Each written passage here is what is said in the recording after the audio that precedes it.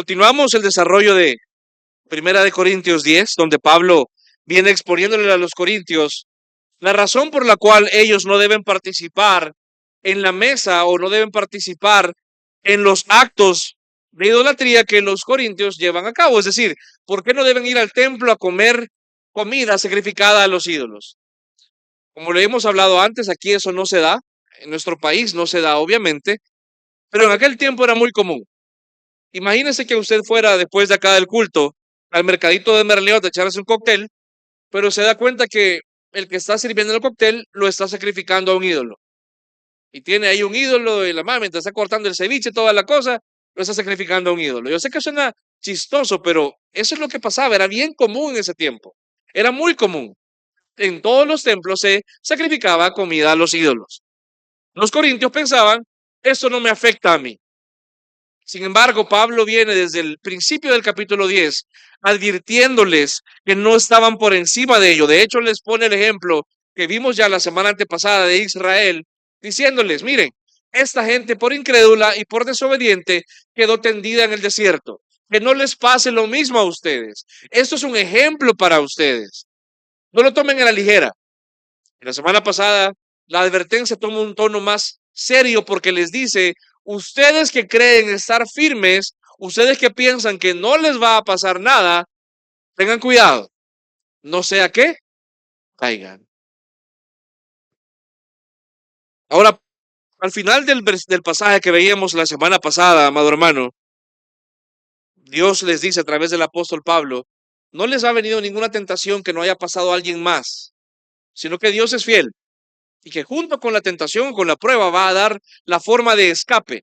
Y esa forma de escape a veces es resistir y a veces es huir.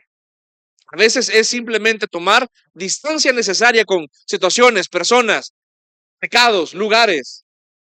Y aquí Pablo es enfático entonces cuando inicia el versículo 14 y les dice, por tanto, pero entienda por favor que aquí las palabras tienen un significado, tienen una razón de ser.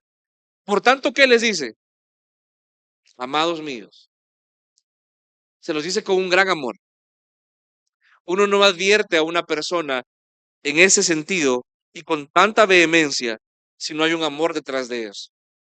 En la iglesia, amado hermano, usted debe entender que muchas veces aquellas cosas que te vamos a decir que posiblemente no te gustan, es porque no caigas mal. Es porque hay un amor genuino hacia ti. Y muchas veces, ese amor se expresa de formas en las que posiblemente no te va a gustar porque nunca se trató de que te guste o no. Y usted puede decir, pero es que Jesús no era así. Creo que usted ha leído otra versión de la Biblia. Usted ha visto demasiado el programa ese de Chosen, Los Escogidos, o El Escogido, no sé a quién se refiere, ni siquiera lo he visto. Donde Jesús es todo amor, pero si usted ve las palabras de Jesús, son mucha advertencia. ¿Por qué? Porque Él no está hablándole a personas que son anuentes a sus palabras, son personas que le llevan la contraria porque no le reconocen como lo que Él es. Muchas veces la advertencia de la palabra de Dios no te va a gustar, porque tú vives según tu carne y vivimos según nuestra carne programados a hacer lo que queremos. ¿Usted cree que cuando yo le digo a mi hijo, mira, ya no te puedes comer las 5 libras de papas fritas que te querés comer, usted piensa que le va a gustar? Claro que no. Pero si yo no le digo algo, él va a seguir haciendo algo que no le conviene.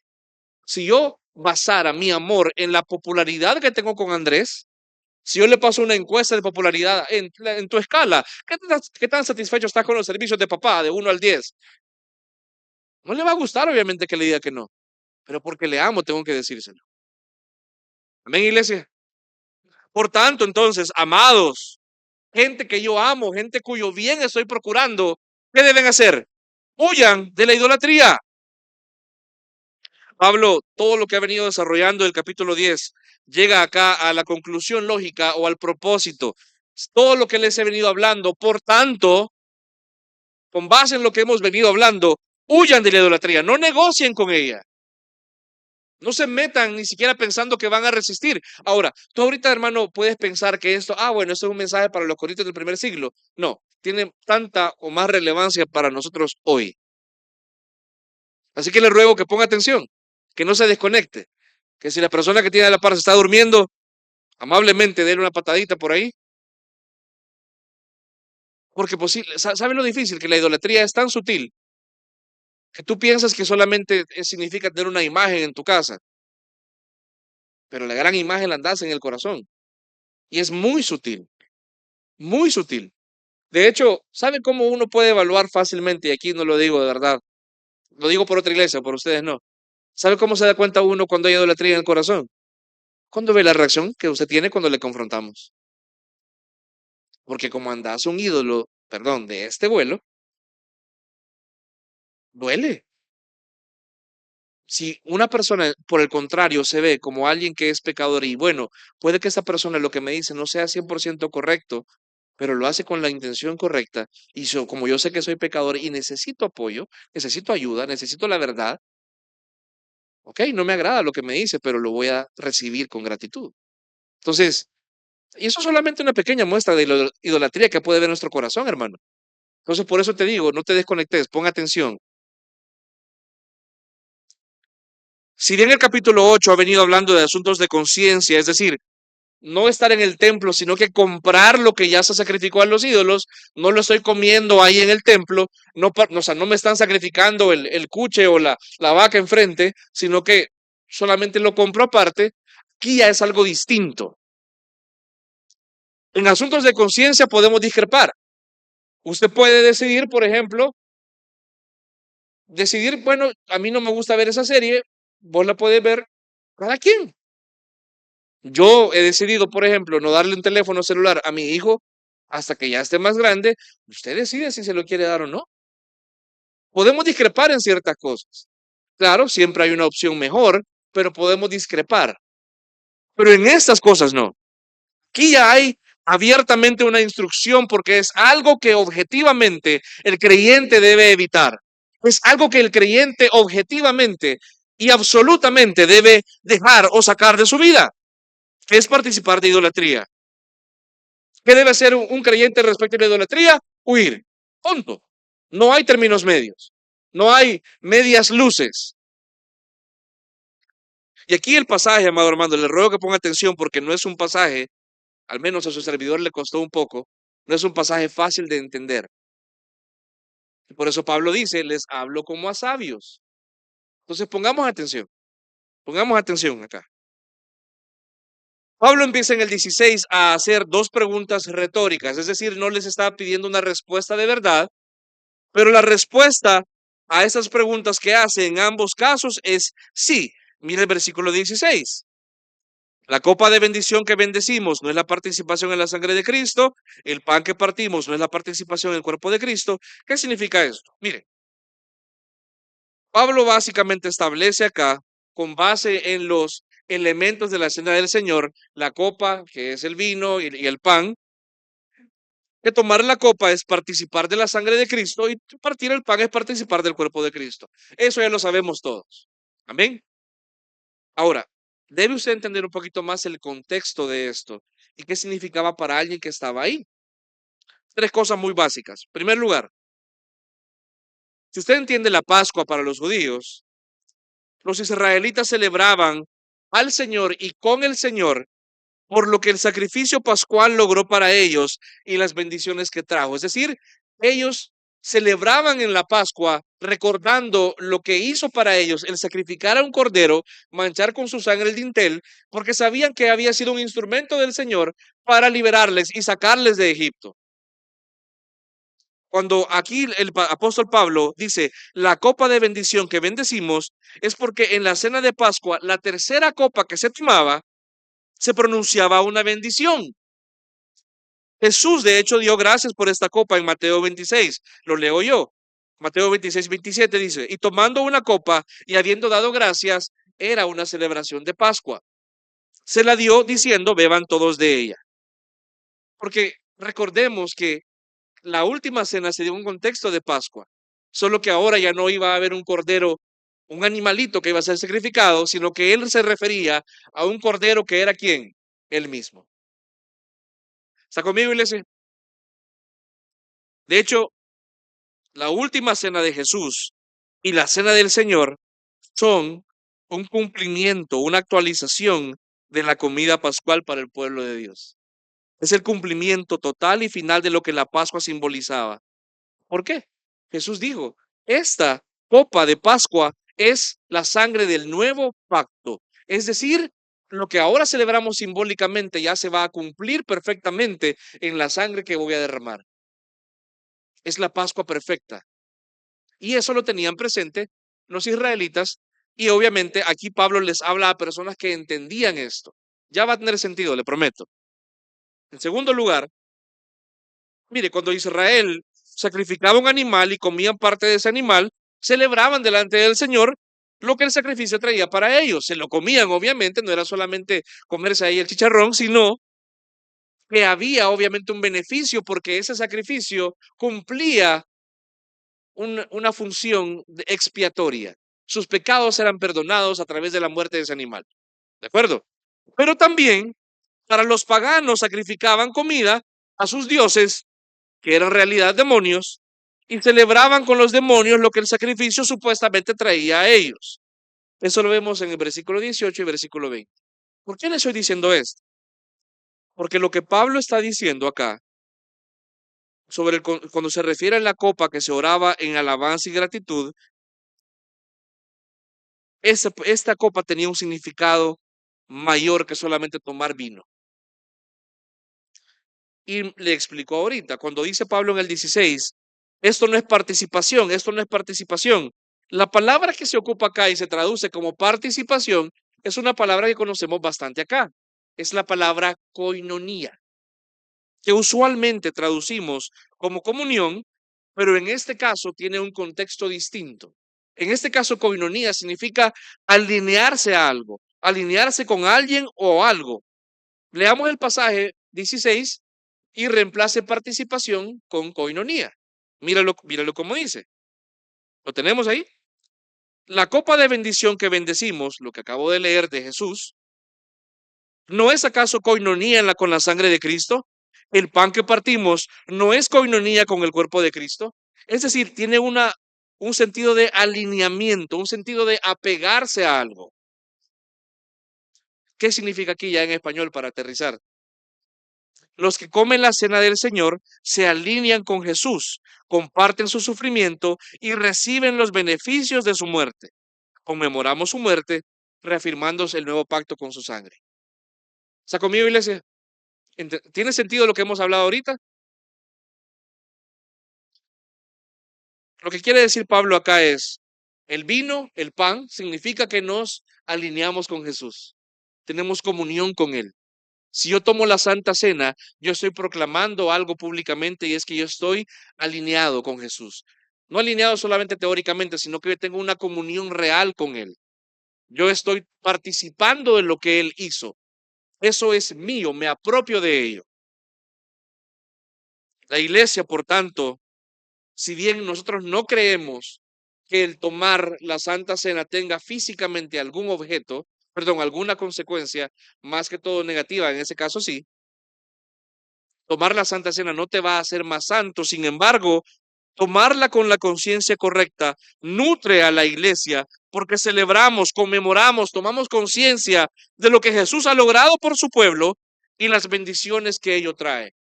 No estoy hablando del carro nuevo que querés, estoy hablando del hecho de tú ahora le perteneces a Él. Tú ahora tienes un cuerpo, tienes una familia, pertenecemos a una comunidad del nuevo pacto y esas son las bendiciones que tú necesitas para crecer en este nuevo pacto. Una iglesia que celebra la cena del Señor, de hecho, tiene coinonía en dos sentidos, verticalmente con Dios, porque toma conciencia de lo que Dios ha hecho con ellos y para ellos, pero también tiene coinonía a nivel horizontal. ¿Con quién? Con sus hermanos. No es solamente algo que practicamos, hermano, por hacer un rito. Cuando tomamos la Santa Cena, somos recordados que pertenecemos a un solo cuerpo. Y eso de hecho lo refuerza aquí Pablo en el versículo 17. Acompáñenme el 17, por favor. Ahorita refuerza un poquito la segunda pregunta. Puesto que el pan es ¿cuántos, hermano? Uno. nosotros que somos muchos, somos un cuerpo porque todos participamos de aquel pan. Mire,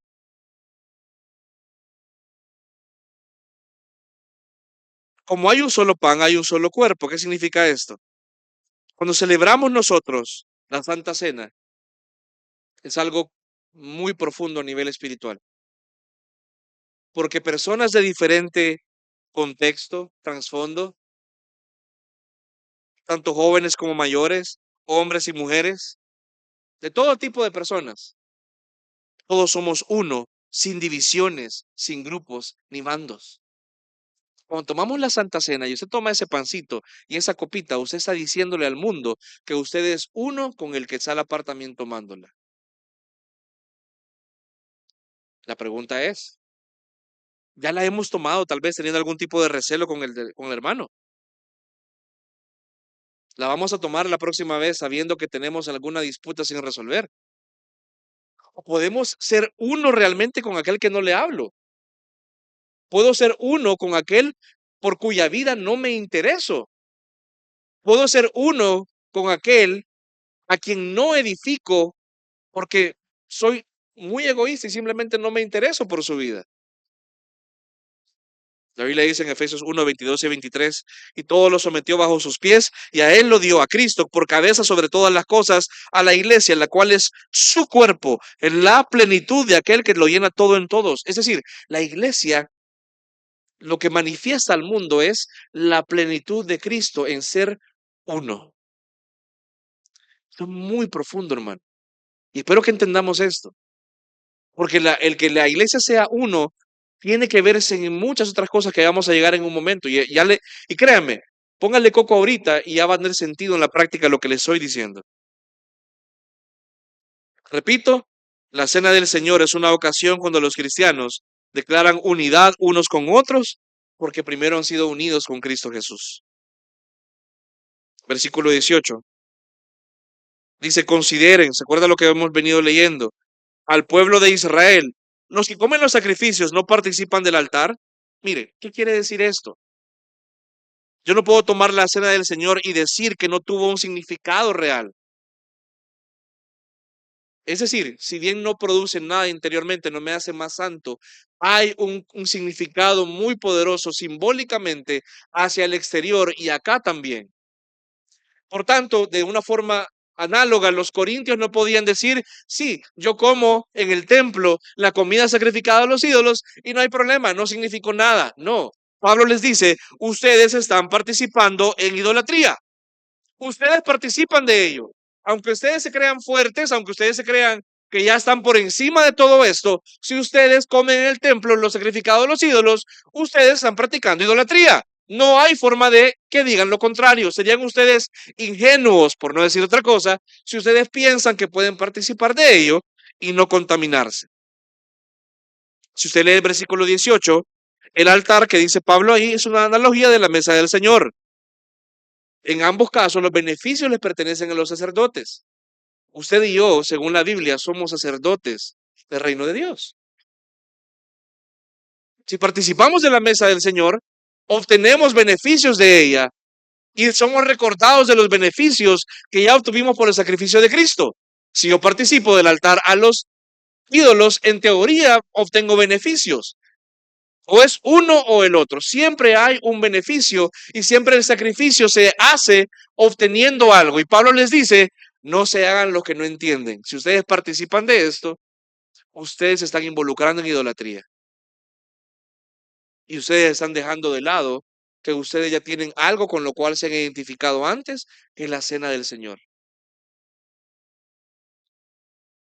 Comer y beber, hermano, en una ceremonia religiosa, y entendamos el contexto de ellos, es participar de ella. Comerlo sacrificado en una ceremonia pagana es participar, según lo que dice Pablo, en actividad demoníaca. Y mire, me detengo aquí un momentito. Con ese tema de los demonios y actividad demoníaca, me acuerdo cuando estaba joven, allá por mis inicios en el cristianismo, allá por el 2000, cabal, estaba de moda eso. A todo mundo, vea, a todo mundo le andaban sacando los demonios. Y mire, yo no estoy diciendo que eso no exista. Claro, vivimos en un mundo donde está gobernado por el maligno. Sin embargo, lo que te quiero decir, amado hermano, es que la actividad demoníaca no se va a ver en que tú hables con dos juegos de cuerdas vocales, o hables ronco y agudo, o escupás y vomites, o camines en el techo. No, Satanás simplemente está interesado y sus demonios están interesados simplemente en desviarte de que tú adores a Dios. Punto. Ya logró su cometido. Entonces, la idolatría y esa actividad demoníaca no va a ser necesariamente que tú vayas a tu casa ahora a sacrificar tu gato, o que vas a ir a comprar un animal para sacrificarlo en un pentagrama y empezás a manifestarte. No, hermano, no, por favor. Es algo tan sencillo como que tú te levantes en tu día y te vuelvas a acostar en la noche y no te hayas pensado ni un momento en cómo adorar a tu Señor, en cómo vivir para Él. Ya, Satanás y sus demonios lograron su cometido. Ya tú eres tu propio objeto de adoración. Ya la misión está cumplida. Entonces, cuando hablemos de actividad demoníaca, no pensemos solamente en el exorcista, pensemos en alguien que simplemente ya el enemigo logró que haya otro en el lugar del Señor en el corazón de la persona.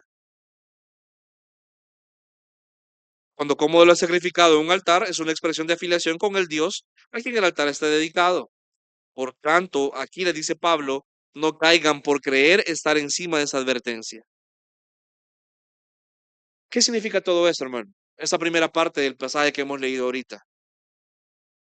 Pablo, en el siguiente capítulo, de hecho, va a expresar en el pasaje que siempre leemos en la Santa Cena, porque yo recibí del Señor, ¿se acuerdan, verdad? Pero lo hace sobre la base de esto, de entender que el que participa, el que toma el vino, el que toma el pan, está manifestando una afiliación, una coinonía que debe ser exclusiva ¿con quién? Con el Señor, porque de lo contrario está cayendo en idolatría. Participar de los elementos de la Santa Cena en fe significa que compartimos los beneficios de la expiación de Cristo. Mire, cuando usted y yo tomamos la Santa Cena, amado hermano, no se preocupe por si se le va a caer el pancito, va a botar la copa o lo que sea, o se esté fijando si ya le repartieron a todos. Mira, el hermano René metió el dedo en el vino. ¿Sabe qué debe estar usted pensando? No lo has hecho, hermano, yo sé. ¿Sabe qué debe estar pensando usted? ¿Toma conciencia usted de los beneficios de la obra del Señor que estamos simbólicamente participando en ese momento?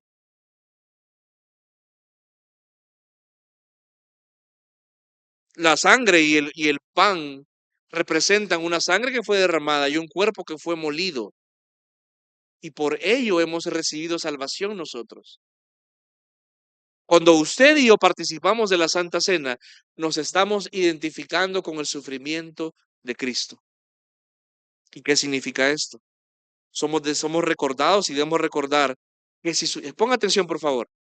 Cuando usted toma esa cosita, cuando toma el pancito o galleta de arroz, para lo que como quiera llamarle, usted debe tomar conciencia de que si usted sufre en la vida cristiana, es porque no es que le vaya mal o usted tenga mala suerte, es porque usted está siendo identificado con Cristo y sus sufrimientos están siendo completados en usted, como dice Colosenses 1:24. Cuando venimos acá y tomamos la Santa Cena, recuerden lo que usted está sufriendo, recuerden lo que está pasando, recuerden lo que le está costando la vida cristiana, hermano, y está bien que lo haga. Porque cuando usted toma ese pan y toma ese vino, usted está diciendo, no estoy sufriendo por gusto, yo estoy sufriendo porque mi Señor sufrió y me identifico con Él y yo estoy siendo perfeccionado a su imagen y hoy simbólicamente tomo conciencia de ello. Pero también somos recordados, amado hermano, que ese Señor que fue muerto y molido por nosotros, que sufrió y murió, ese Señor también resucitó con poder y ese poder obra en nosotros en cumplimiento del nuevo pacto. Por tanto, cuando yo tomo ese vino, cuando tomo ese pan, soy recordado que mi sufrimiento tiene un significado, pero también que tengo una esperanza, que mi Señor venció. Qué profundo es tomar la Santa Cena. Y aquí tiro el comercial, por eso es que no a la ligera, y yo sé que puede causar algún tipo de observación o molestia, no a la ligera, se permite que cualquier persona que venga acá lo tome de una vez. Debemos tener conciencia y entendimiento de que tú comprendes el Evangelio, que no te vamos a someter a juicio por un mal entendimiento de esto. ¿Está conmigo, iglesia?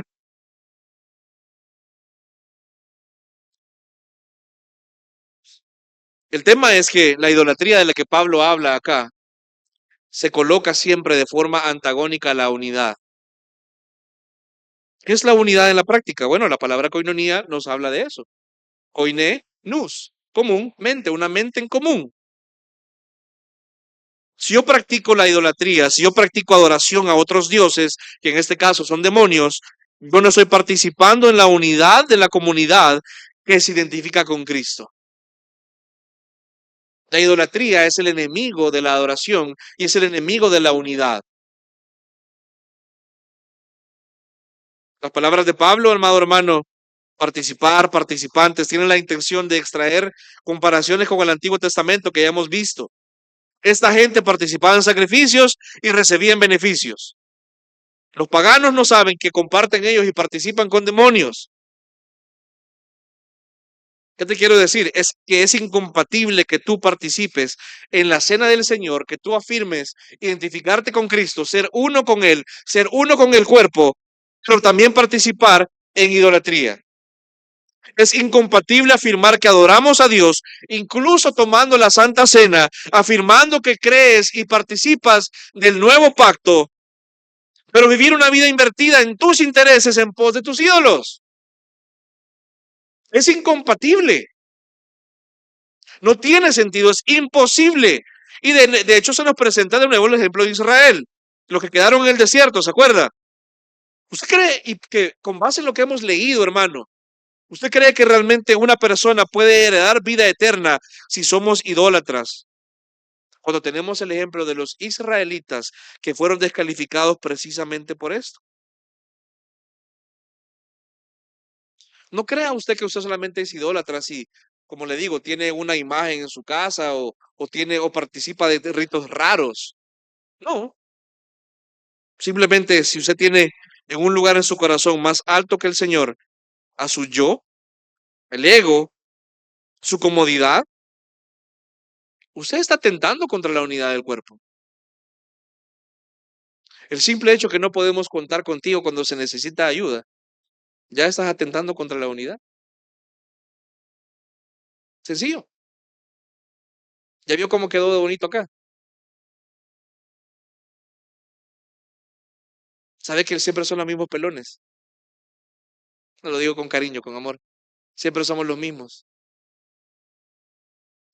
Porque yo entiendo que en algunos casos puede que algunos no hayan podido venir, yo lo entiendo, pero se pide ayuda y posiblemente asumimos siempre, alguien más lo va a hacer. En algunos casos posiblemente su comodidad está en un lugar de un ídolo más alto que el amor por la iglesia y el amor por el Señor. Pero siempre somos los mismos. ¿Ves cómo la idolatría no es solamente tener una imagen, sino que tú puedes causar separación en el cuerpo por eso? Cuando pedimos, salgamos del ejemplo de acá, porque entiendo que podemos haber tenido más cosas ayer. ¿Cuántas personas crees tú que quisiéramos poder aconsejar en esa iglesia y atender de mejor forma, pero cuando pedimos ayuda y cuando hemos querido disipular a personas para que sirvan a otros, no lo quieren hacer?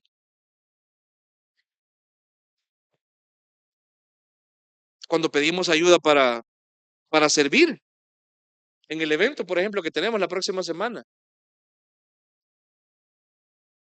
pocos, los mismos casi siempre. ¿Por qué?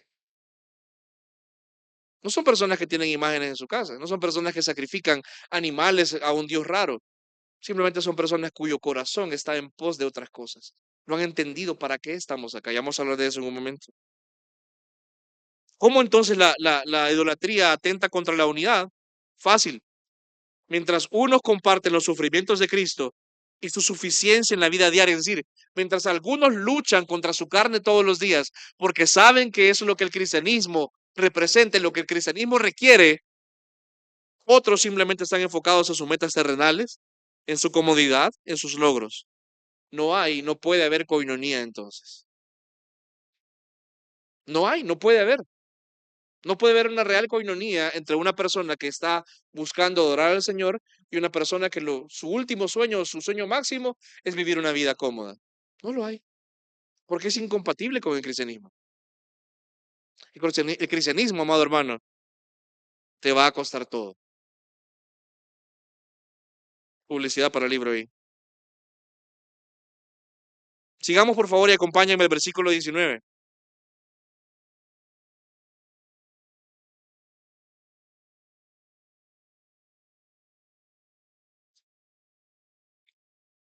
¿Lo tenemos?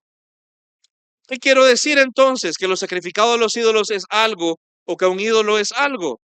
No, eso ya lo dijo Pablo, que los ídolos no son nada. Pero digo pues, sino que digo que los gentiles sacrifican, los sacrifican a los demonios y no a Dios. No quiero que ustedes sean partícipes con los demonios. Las religiones falsas no son creadas por humanos. Las religiones falsas siempre vienen con poder demoníaco. Amado hermano, no todo lo sobrenatural tiene su origen en Dios. Gracias a Dios. Usted ha sido instruido en el Evangelio, pero tenga cuidado.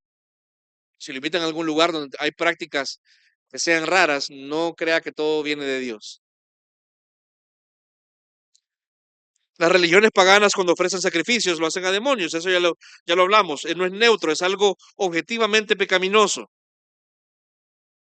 Pero como le mencionaba hace un momento, a los demonios no les molesta que usted adore a cualquier Dios, pero sí tienen un problema que usted adore al verdadero Dios.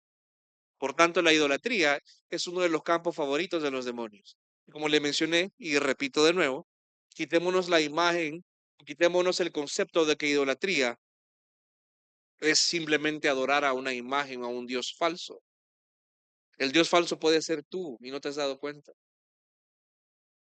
Amado, ya vamos a llegar a eso, no me quiero adelantar. Contraste acá el tema y mire lo interesante. Pablo viene hablando de los demonios cuando hace unos versículos ha hablado de la roca. Hay un contraste acá. Usted puede decidir caminar con la roca que es Cristo. Usted puede decidir caminar con base a sus principios o puede decidir vivir según los demonios, adorándose a usted mismo. Versículo 21, ya vamos aterrizando el punto central acá. Ustedes no pueden, aquí no es, amado hermano, una sugerencia, aquí es un imperativo, un indicativo. No hay otra opción. Ustedes, si son creyentes, no pueden beber la copa del Señor y la copa de los demonios. No pueden participar de la mesa del Señor y de la mesa de los demonios. Si la cena del Señor, participar de la copa y el pan, significan unidad en el cuerpo y primeramente con Cristo, si usted toma esa copa, usted se entiende que no va a participar de otra mesa de adoración. Si tú adoras al Señor, si tú participas de su cena santa, diciendo que tú te identificas con su sufrimiento, con su sangre, pero también con su victoria, no hay cabida en tu vida para adoración a otras cosas y principalmente eso te incluye a ti.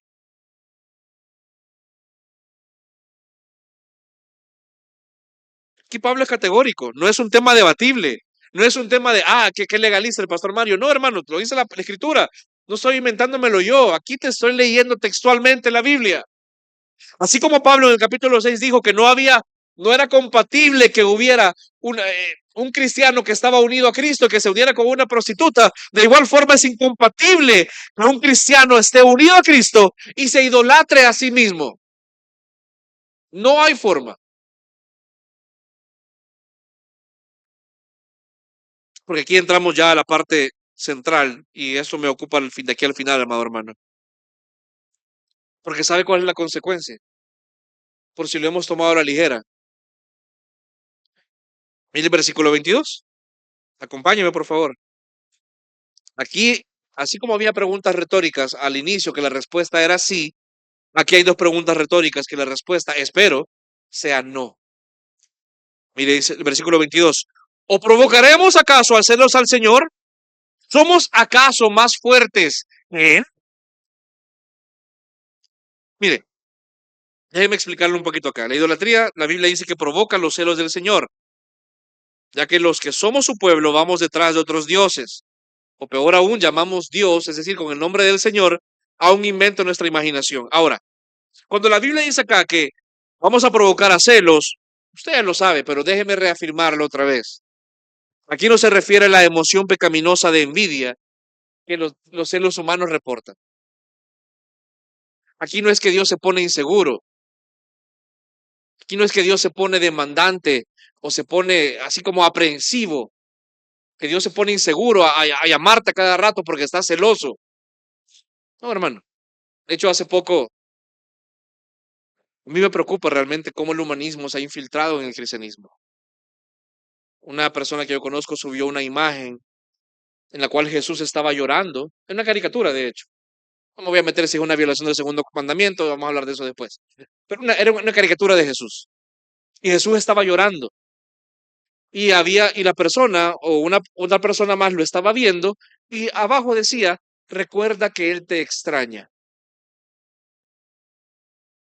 ¿Será que Jesús realmente está llorando en una esquina porque tú no le has hecho caso?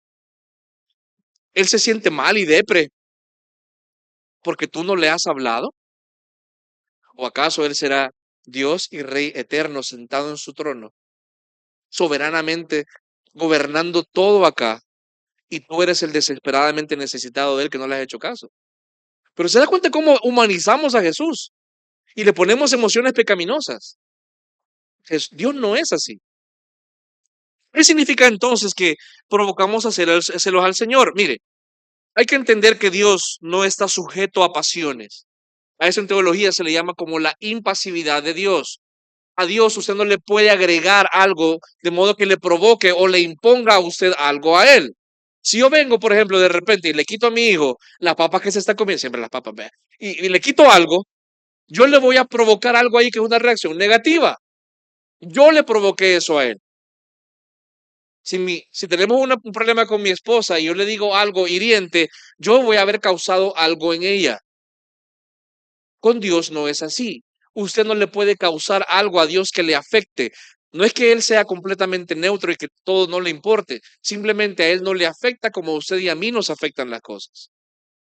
Él no es una bola de emociones, porque se imagina si Él fuera afectado realmente por cada vez que pecamos contra Él. Si Él no fuera Dios. Estas emociones, y lo digo entre comillas, que vemos en la Biblia, y aquí para que lo tengamos presente, se llaman, y lo hablaba hace unos años el pastor Marcelo, antropopatismos. Es que le damos una emoción humana a Dios. Ahora, no es porque estamos reduciendo a Dios, sino que somos tan limitados en nuestro entendimiento que la Biblia nos debe hablar en términos humanos para que nosotros que somos limitaditos entendamos a un Dios que está muy por encima de nosotros. No es que Dios esté ahí celoso e inseguro, sino que nos expresan una emoción humana para que entendamos, nos relacionemos con a qué lleva a Dios. Ahora, ¿qué significa que Dios sea llevado a celos o que lo provoquemos a celos? Es que Dios no va a tolerar que usted y yo juguemos con su nombre. Dios va a proteger y guardar la verdad de que Él solo es creador, Señor y Dios, y por tanto que Él solo merece alabanza. No porque esté amenazada por lo que usted hace, sino que Él va a guardarlo y no va a permitir que nadie se salga con la suya haciendo eso. Ahora, ¿es porque Él es un ególatra y se ofende bien rápido? No, sino que es lo justo y correcto según su carácter. Pero ¿sabe qué también, qué más ocurre? Conlleva beneficio para nosotros. ¿Sabe que cuando Dios en el Antiguo Testamento ha matado a personas por idólatras o las ha consumido, de hecho es misericordia de parte de Dios? Sí, porque evitó de esa forma que se siguieran corrompiendo más. Parte de la bondad de Dios es que Él pone un alto a la maldad. Y eso muchas veces también tiene que ver con nuestra idolatría. ¿Por qué Dios? Hablemos ya oro, como decía mi abuelo. No decía así, pero otra forma. ¿Por qué Dios te da tan duro, vaya? ¿Por qué sentís a veces que Dios te agarra de piñata, vaya? ¿Por qué yo, como decía el coyote cuando se iba a caer? ¿Por qué? ¿No será que Dios está mostrando su santidad en tu vida, no permitiéndote que tú sigas idolatrándote? ¿Por qué Dios a veces nos agarra como su cliente favorito y una detrás de otra y una detrás de otra y una detrás de otra? Aprovecho para decir que no es que sea así. Es nuestro egoísmo pensando que solo a mí me pasa, porque tal vez ni le has preguntado al de la par, hey, ¿cómo estás? Y verías que están igual y podrías edificarle y exhortarle y animarle, pero como solo piensas en ti, bueno, eso es para otro momento. El punto, hermano, es Dios muchas veces mostrando su santidad y mostrando su celo, ya que te estás desviando en pos de otros ídolos y muchas veces ese ídolo, ¿quién es? Tú mismo.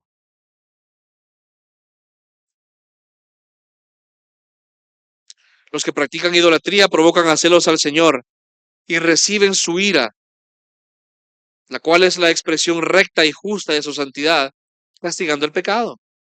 Y aunque no lo parezca, como te dije hace un momento, eso es gracia. Cuando Dios te aprieta por ahí, es Dios no permitiendo que te sigas corrompiendo. Y a ti, si tú quieres seguirte corrompiendo, eventualmente te va a soltar. Pero posiblemente ese apretón era la última advertencia antes de permitirte que tú vayas a cosechar todo lo que quieres sembrar con tu pecado. En el Antiguo Testamento, de hecho, vemos varias ocasiones donde se muestra que Dios es celoso. Éxodo 34:14 dice, no adorarás a ningún otro Dios, ya que el Señor, cuyo nombre es celoso, es Dios celoso. Eso no deberías tomarlo como, pero es que en el Antiguo Testamento eran raros. No, hermano, eso aplica a ti. Salmo 78:58 dice, lo provocaron con sus lugares altos, es decir, con altares, y despertaron sus celos con sus imágenes talladas.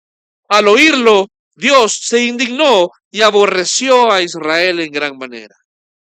Dios aborrece nuestra idolatría. Dios va a tomarla personal con nuestra idolatría. No como venganza, pero Él, por su amor a su nombre y por amor a ti, hermano, va a dedicarse a botarte tus ídolos. Quiero que me acompañe, aquí sí quiero que lo leamos, por favor. Acompáñeme a Josué, capítulo 24, por favor. Génesis, Éxodo, Levítico, Números, Deuteronomio, Josué. No es Deuteronomios, por cierto. Josué 24, del versículo 19 en adelante.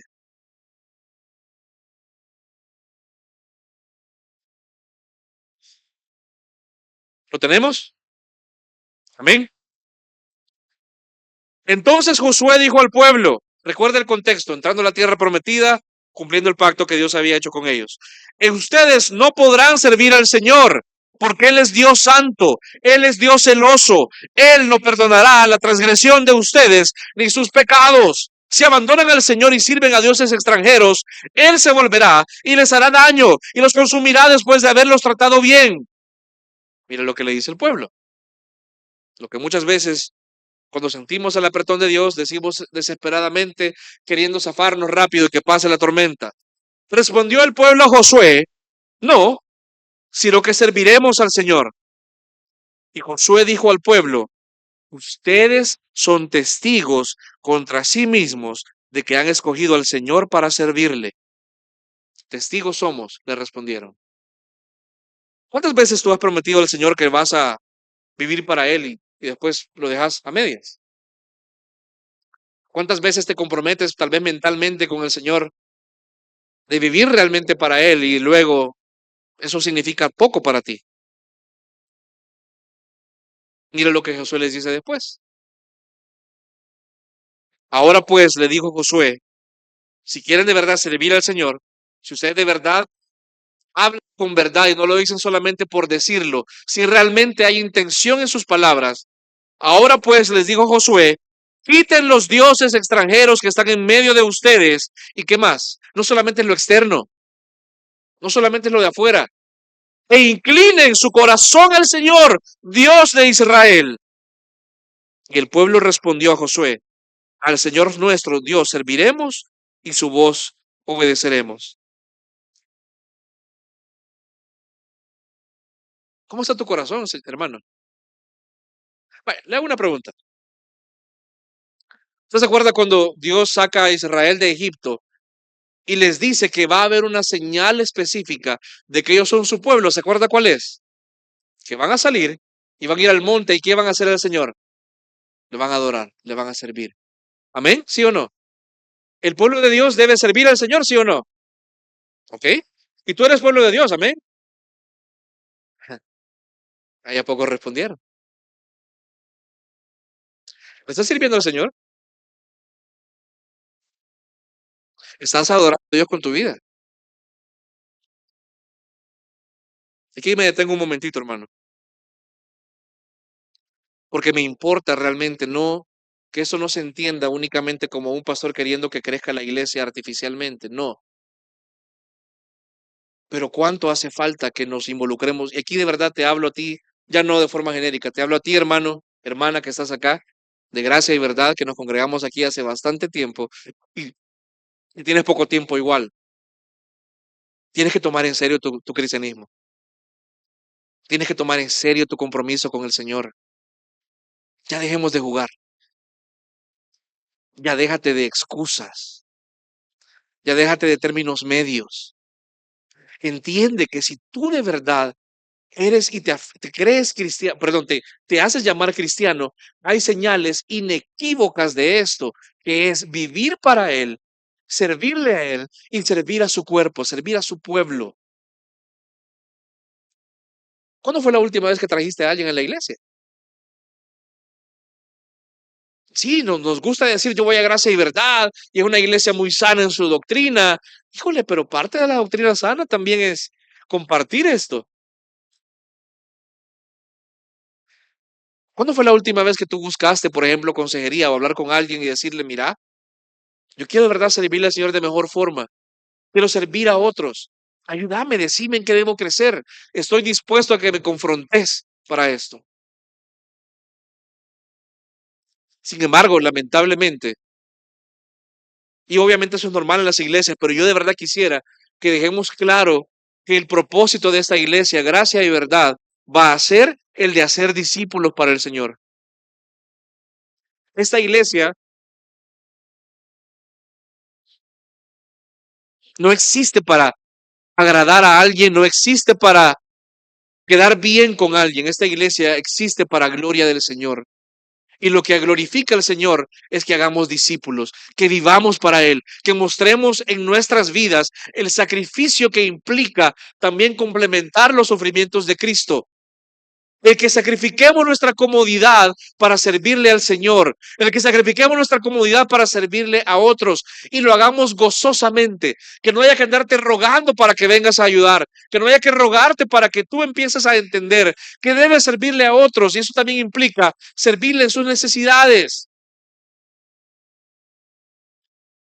Yo sé que tú y yo hemos sido muy bendecidos por esta iglesia, pero ya es tiempo, amado hermano, ya es tiempo, gracia y verdad, de dejar de ser únicamente consumidores, que ya entendamos que tenemos un rol que jugar en este cuerpo específico, en esta iglesia local, y debemos tomar en serio lo que el Señor nos manda. Así como le dice Josué al pueblo, quiten los dioses, ya quiten los dioses, amado hermano, ya quita tus dioses, la comodidad, el estar bien, tranquilo, el descanso, por Dios. ¿De qué te sirve descansar si tu vida se está desmoronando? Si tu familia se está yendo por el lado equivocado. Sobre todo, hermano, tu vida eterna se evidencia en la vida que vives. No te estoy mintiendo acá. Estoy apelando en amor a tu vida. El Señor no miente, Él dice, aquel que no dé frutos, ¿qué va a pasar? Va a ser cortado, va a ser echado al fuego. Si tú no estás dando frutos, hermano, es porque posiblemente no perteneces a la vid. No es algo a tomar a la ligera. Es tu vida eterna y estoy apelándote a ti, a tu espíritu ahora, para que tomemos en serio esto y dejemos de una vez por todas la gran idolatría que hay en nuestra comodidad y a nuestro ego y vivamos de verdad como hombres y mujeres del Evangelio. Al menos ya no te vas a ir de aquí con excusas de decir yo no lo sabía. Esto es serio, hermano. Pude haber leído Primera de Corintios muchas veces, pero ese es el nivel de profundidad que le dice Pablo a los Corintios. Hermanos, huyan de la idolatría, pero no solo está diciéndole, miren, aquí a gracia y verdad, no solamente no vayan al templo a comer carne sacrificada a los demonios, no, gracia y verdad, huye del ídolo de tu corazón, destrúyelo. Intencionalmente da pasos ya para botarlos. Hoy. ¿Está conmigo, iglesia?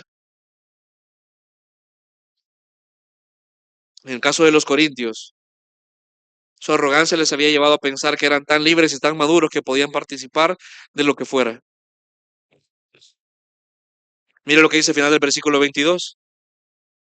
¿Somos acaso más fuertes que él? Es decir, el idólatra piensa, consciente o inconscientemente, que es más fuerte que Dios. ¿Por qué? Mira, hermano, yo no me voy a poner a darme duro con el hermano Eduardo ahí atrás. Yo sé que uno y ahí quedo. Amén. Amén. Entonces, el idólatra, ponga atención por favor. Ya usted ya pensando con quién le puedo dar duro aquí, vea. El idólatra piensa que es más fuerte que Dios porque piensa que le puede estar haciendo burla enfrente y que Dios no va a hacer nada. Yo solamente le voy a hacer burla a alguien si yo me lo puedo poner enfrente y me puedo defender. Es tonto entonces quererse burlar en la cara de Dios, siendo uno tan débil y miserable como lo somos. No se exponga a que el Señor responda en celos y en ira por amor a usted y por amor a su nombre, porque usted ha perseverado idolatrándose a usted mismo y a otras cosas y no a Él. Si usted acá está sentado diciendo, ya termine, ya tengo hambre, ya me quiero ir, sos el candidato número uno. A ti te estoy hablando ahorita, en Washerberg. De verdad, a usted le estoy hablando ahorita. Si usted piensa que esto no es con usted y que usted está por encima, que usted es inmune a esto, hermano, te lo digo con amor, arrepiéntete. Te digo con mucho amor, arrepiéntete. Pídele perdón al Señor. Si usted es joven acá y piensa, qué aburrida la iglesia, tú puedes tomar la decisión hoy de evitarte muchísimos problemas porque el mundo no te va a traer absolutamente nada. No pruebes lo que la Biblia ya te dijo que es verdad. No pruebes y decir, pues sí, me dolió. Evítate eso. Busca el camino del Señor. Posiblemente, hermano, aquí no hay templos en los cuales usted pudiera sacrificar no sé, un conejo, un gallo, no sé. Aquí el tema, como hemos visto, es de corazón. El que se acerca a Dios no puede tener su corazón comprometido con algo más. No podemos pretender adorar al Señor cuando nuestro corazón está en el altar de otros ídolos. Dios se presenta como un Dios celoso porque Él no va a aceptar que nadie se presente con un corazón de doble ánimo ante Él.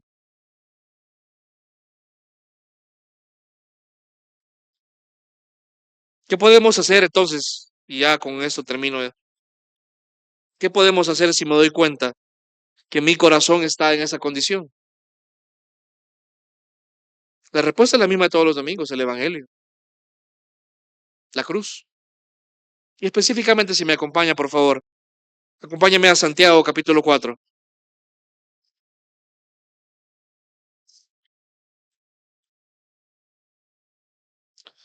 Carta de Santiago, capítulo 4.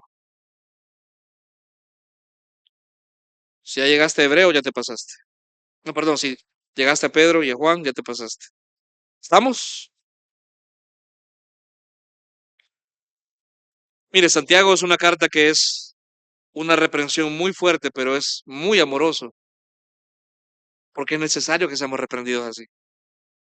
Y mire lo que dice el versículo 5 en adelante, Santiago 4:5 en adelante. ¿O piensan que la escritura dice en vano, Dios qué? Celosamente anhela el espíritu que ha hecho morar en nosotros. ¿Qué quiere decir? Si tú eres un hijo de Dios, el Señor ha puesto su Espíritu Santo en ti y lo ha puesto como sello diciéndote, tú eres mío.